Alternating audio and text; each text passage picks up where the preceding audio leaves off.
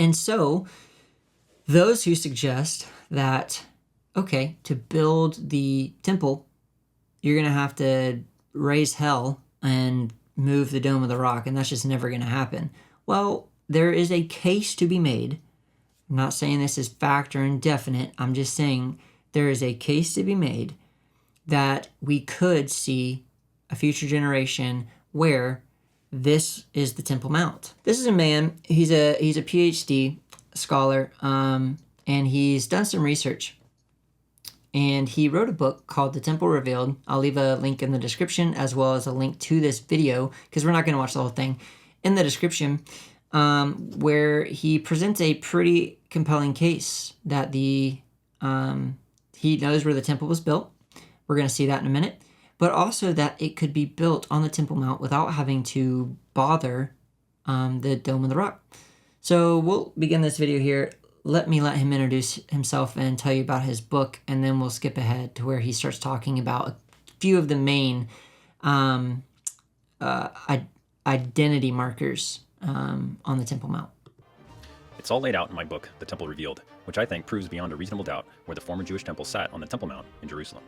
Here are some examples of the many attempts in the past to determine the correct location of the temple, but they've always been less than fully convincing.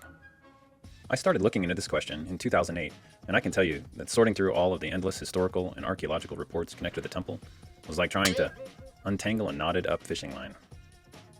But I'm firmly convinced that the answer can now be known beyond a reasonable doubt. I'm an engineer, researcher, and an independent scholar who takes the Bible very seriously. I'm also a former tenured university professor, and so I'm familiar with a lot of the scientific-based questions that students have when they begin to question their faith. To help provide some answers for them, I got very interested in the scientific defense and analysis of the Bible. That's how I met my friend Josh McDowell, who encouraged me in this effort and kindly wrote the foreword for my book. But I'm not an archaeologist, nor am I previously published in the field. I'm a researcher who has conducted an independent review of the available evidence to see if there are some things that may have been overlooked. What I've done is to sort through historical reports and archaeological findings to demonstrate that there is some prima facie evidence that alone is sufficient to establish the proper location of the temple.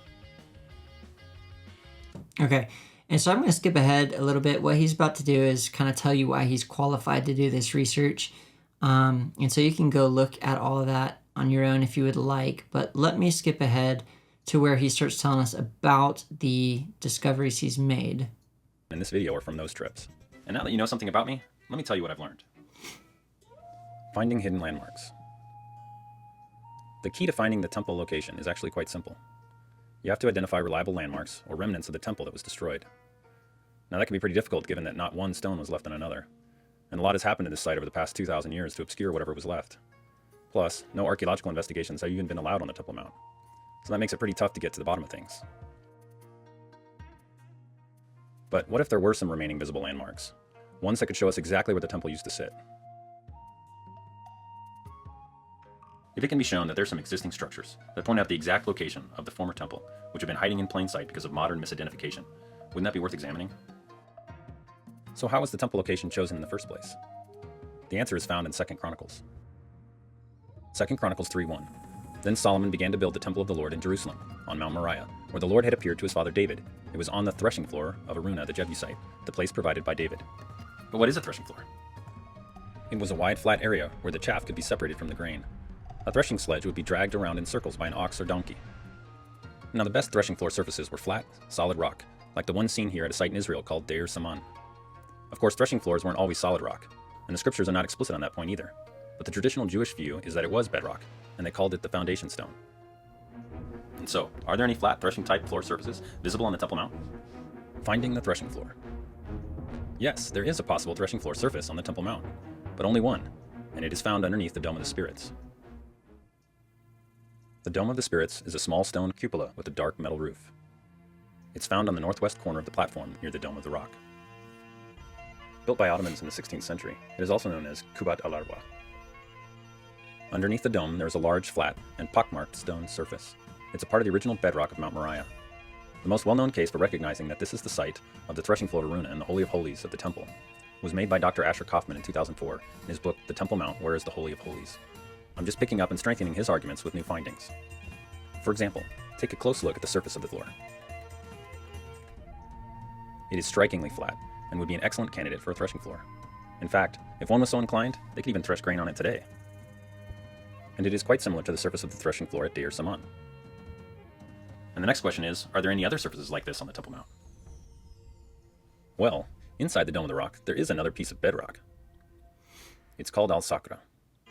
It is the only other known bedrock candidate for a threshing floor inside the 36-acre Temple Mount. And while it has plenty of evidence of being cut and modified in the past, based on the remaining areas of natural and irregular rock surfaces, I would argue that it has never been flat. And if it was never flat, then it was never a threshing floor. And if it was never a threshing floor, then it can't mark the location of the temple. All right, so that's a pretty profound statement. And it makes a lot of sense. It makes a lot of sense. And now there's a second landmark, and I might have to fast forward to it. I'm not sure what he's about to go into. But in between the two landmarks, the threshing floor was the first, there's a second one. The temple was situated certain position between these two landmarks. To which I would add one more piece of logic. If the threshing floor was how the temple was located in the first place, then of necessity any competing proposal for a temple location is substantially weakened if it can't identify a threshing floor candidate. Now some have argued that this 10-foot diameter area of bedrock isn't big enough to be a threshing floor, but that would be mistaken on two counts. So first, now he goes on to argue and defend a little bit more about the threshing floor piece, so please by all means go back and watch the totality of this video, because there's some compelling evidence, but I want to get to the second landmark. So let me skip ahead because there's a lot of really great info in here, but not for our purposes today.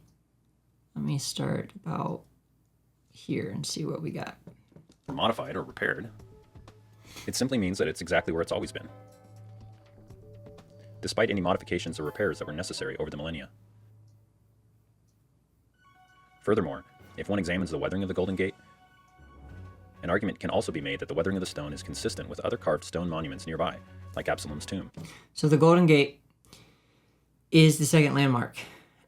We skipped a bunch of the research behind that in the biblical text.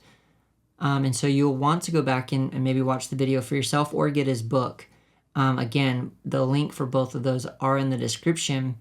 But the second landmark is the Golden Gate, and that's what we're going to see now. Which has been dated to the end of the Second Temple period.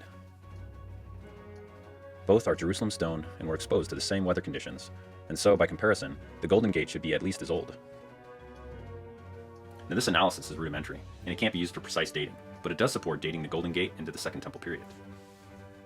And it might actually help support the argument that these tombs in the Kidron Valley could be even older than most people think, if we connect the Golden Gate to the First Temple period. And here's another major observation that supports these conclusions. The bedrock underneath the dome is directly in line with the Golden Gate. Standing on the Temple Mount, looking east through the Dome of the Spirits, it's clear that you are in a direct line with the Golden Gate, which is also easily seen looking from an aerial view. All right, and this is important, right? So here we have the Golden Gate. You cannot see my mouse on the screen. So down at the bottom of your screen, near the scrub bar for the YouTube video, you see the Golden Gate. And then directly straight up, you have the threshing floor. All right, and the temple was situated right in between those, biblically speaking. And that's the case he presents throughout the 25-minute video. But also, this Golden Gate is the eastern gate. It's the gate that Ezekiel 40 through 43, says that the Messiah will enter, that Jesus, when he steps his foot on the Mount of Olives, will enter into that. And he rode his donkey into that. Before he was crucified. So this valley, though, that you see even further down from the Golden Gate, just beyond that valley is the Mount of Olives, right? And so you would come down from the Mount of Olives through that valley, up through the whitewashed tombs. I believe that's where the whitewashed tombs are. I might be wrong about that. But into that Golden Gate, and then straight ahead, you have the threshing floor. And that's his point here.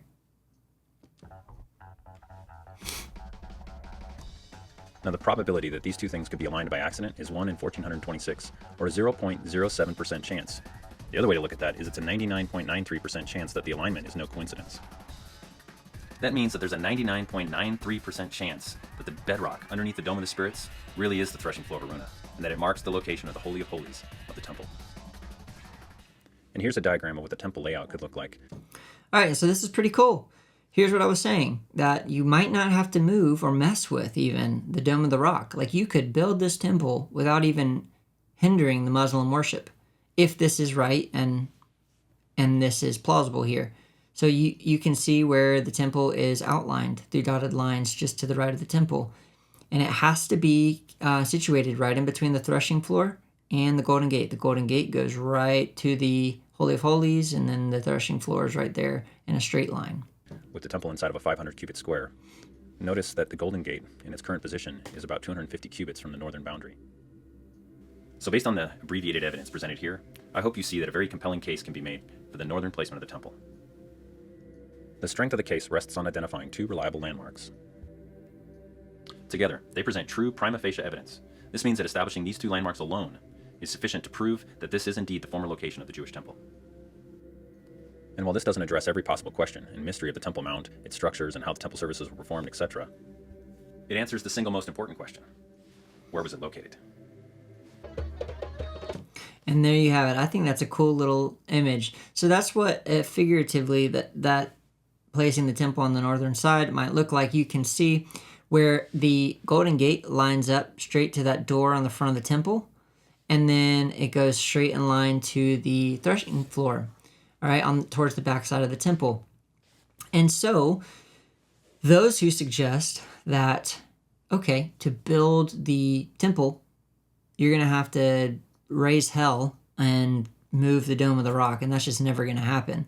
Well, there is a case to be made.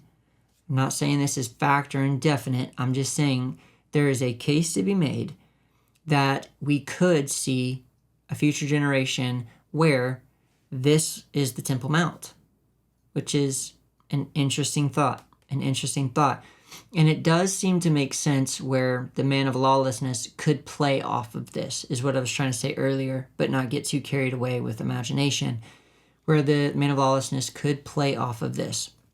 Okay? And so I think it's pretty cool. I'd love to know what you think. Let me know in the comments below or in the chat if you are watching with me. Let's dive